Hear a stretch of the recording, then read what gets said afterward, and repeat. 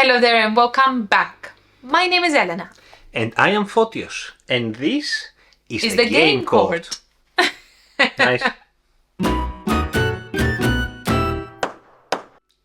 And this is another game review because we like board games and you do too.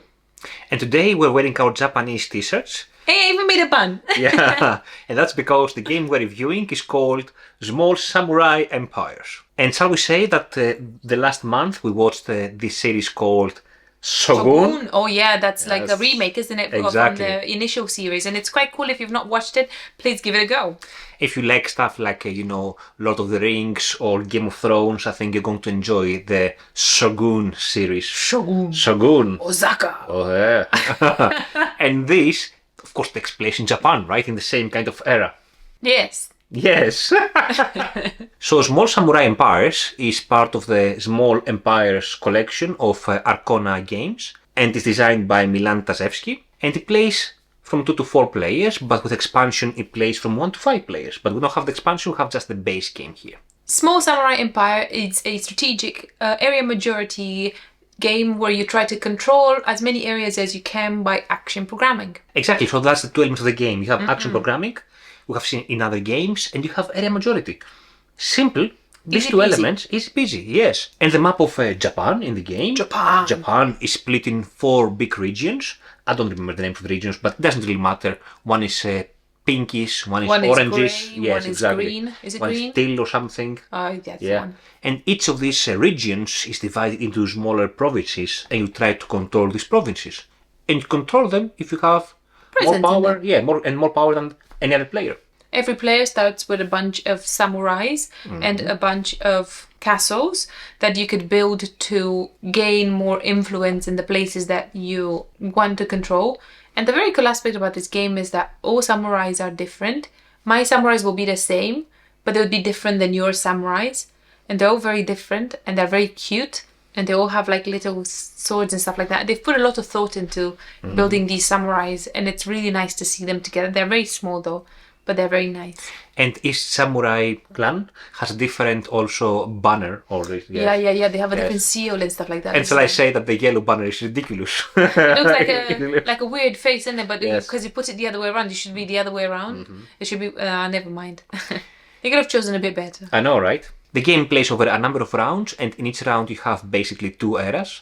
And in each era, what you do before you start doing the actions, you have a set of tokens behind a screen, and you put these tokens face down in different regions. And they all represent actions, don't they? Correct. And then these are basically resolved from south to north for the first era of the round, and from north to south from the second era of the round.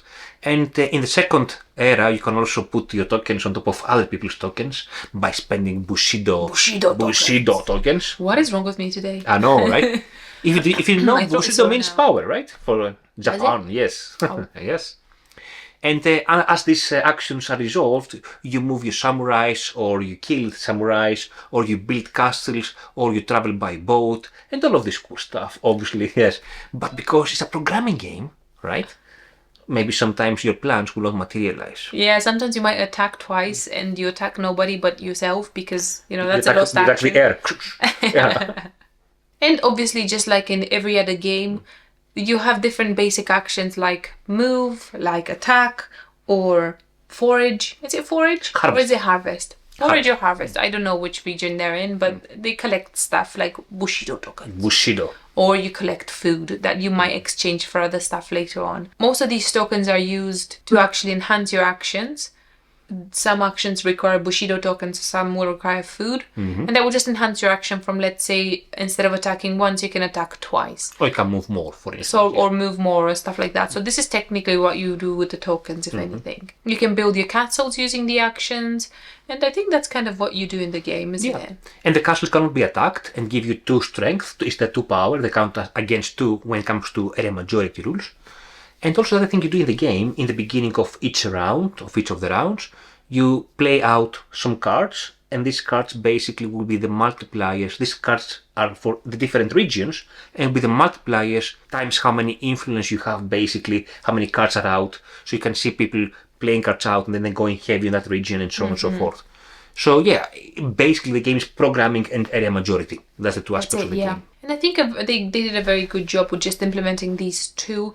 And I think I've not seen it anywhere implemented like this with area majority and programming itself. Programming doesn't tend to work very well most of the times, and it tends to work better in like lighter games because, if you're in Colt Express, let's say, and you're on a train, and you shoot or you don't shoot, or somebody kills you when you're in the middle of something randomly, then it's just a little game and it doesn't matter. It's just funny to be killed in the middle of absolutely. In the middle of your actions. But during area majority and like attacking and stuff like that, they did it very well. I think it works quite well, and you can see what other people might want to do.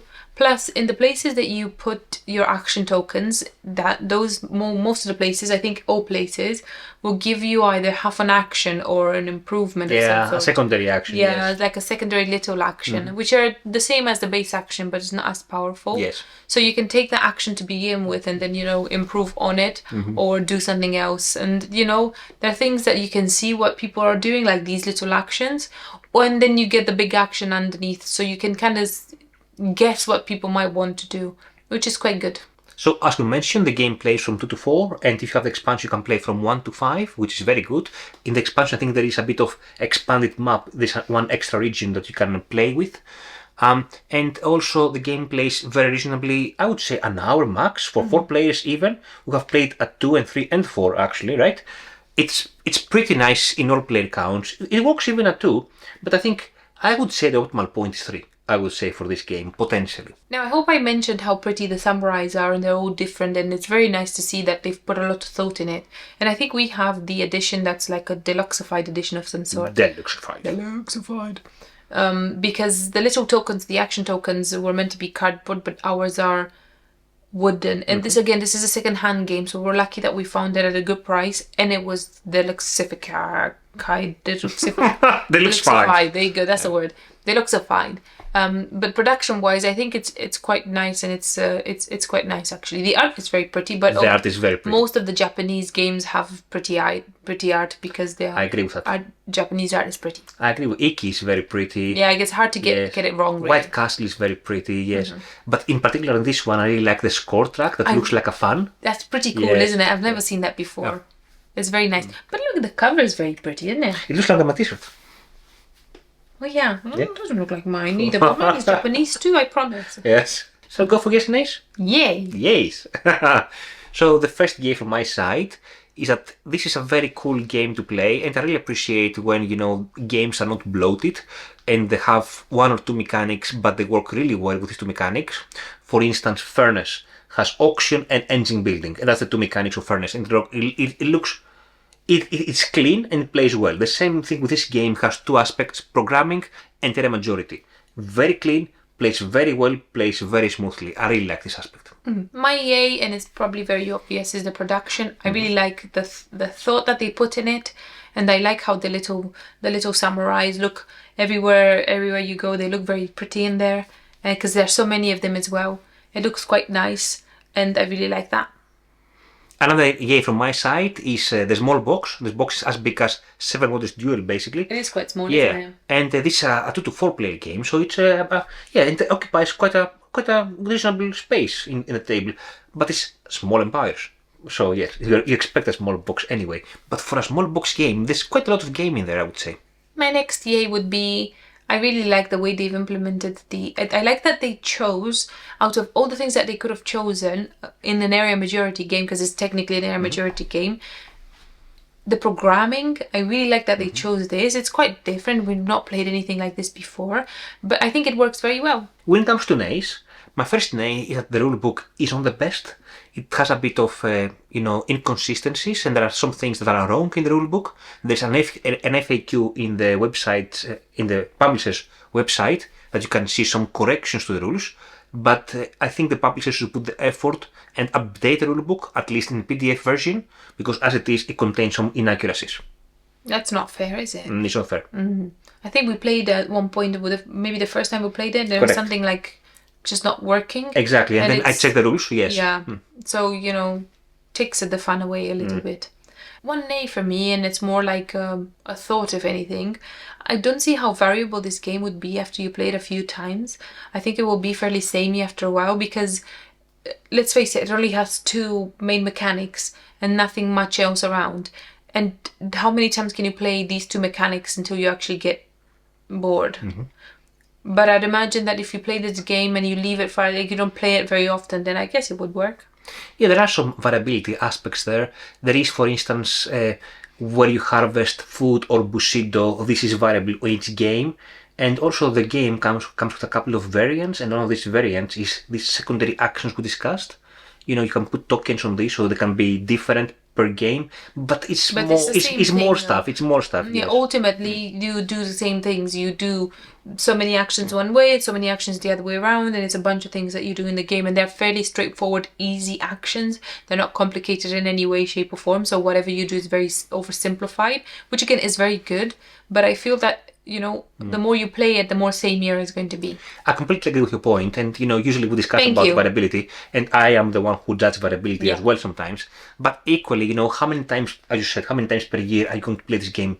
How many times do you play Furnace? Once a year? Twice a year? Exactly. So it's fine, I would say. Even this applies to Furnace as well, I would say, or to any Furnace other. Is awesome. Oh, Furnace is awesome. Yes, but anyway, any other names? No. Neither for me. But I do have a game recommendation, if that's right. Oh, yes. So if you do like this kind of games and you want to try something bigger and heavier and fancier, you can try Rising Sun, right? That's an easy recommendation, isn't it? It has the same concept. First of all, it's based in Japan. It has battles and strongholds, and you have the samurais, and you have the big monsters that give you more power. I don't know how they call it, maybe monsters, I don't know how they call it. Anyway, you have battles again. Did you say battles? A lot of battles. It's a very cool game, but also has some more Euro aspects. It's a more convoluted game, I would say. More things are happening there. It plays up to 6, I want to say. Might be wrong. But yeah, Rising Sun is a recommendation from my side. I'm going to mention 2 games, but they're kind of... Okay. They're kind of the same game. I'm going to mention Colt Express and Super Colt Express. I think it's called Super Express. Super Colt Express. Please, they should just modify the name. Why would you call it anything else? I know. One is a programming game, and the other one is a programming... One is with it has like a whole train, isn't it? It's like a built train, cardboardy train, and then, you move your figurine up and down, and you program your movements and whatever you want to do in there. Plus the Super Extra Colt Express, it's a card version of it, isn't it? And it does the same. And I think I like the little one, the card one, more. Even more, because it's easier, and you don't have to put all the million things in there for such a small game, and it just plays fast, and you can play it again and again if you want to. That's what we did last time we played it with Patricia and Evangelos, and it was quite refreshing, and we really enjoyed it. I really enjoyed it. I don't know, it seems like everybody else did. But I truly enjoyed it, and that's my recommendation. Yeah, I think Colt Express is a good recommendation, and it's one of the first modern games that we have played, the two of us, when we're playing, when somebody introduced us to modern board games. And the Colt Express has this very nice table presence with a train there with 3D components. You go up and down the train. It's super cool. So it's very engaging, isn't it? Yeah. Exactly. It's a good recommendation, but not not as good as Rising Sun. Oh.